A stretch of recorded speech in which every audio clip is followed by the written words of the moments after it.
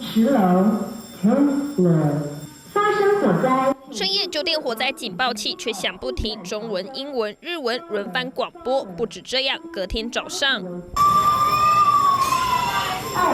早餐时间，不少用餐民众都停了下来，还有家长抱着小朋友来回踱步查看。另一个角度可以看到，用餐旅客拍下饭店警报声狂响，有人马上停下，只是大部分旅客都没反应，似乎见怪不怪。昨天半夜就有了，将近12点的时候，有点被吓到，因为有那个对话的声音。然后说误触，好误触哦，所以现场有很紧张，还好没有，因为没有人知道那是警报声。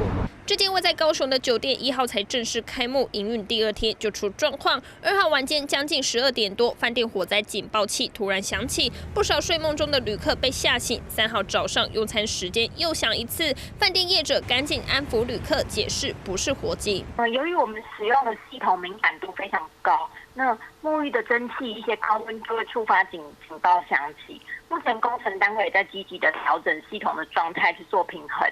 那酒店从昨晚开始也持续的在关心入住的旅客体验，然后我们也希望后续给予适当的补偿措施。日航饭店新饭店系统比较敏感，只要有淋浴蒸汽就可能会触动火灾警报，但是否需要有改进必要，否则警铃经常性响起。要是真的发生火灾，顾客还以为是放养孩子，没有及时逃生，后果恐怕难以想象。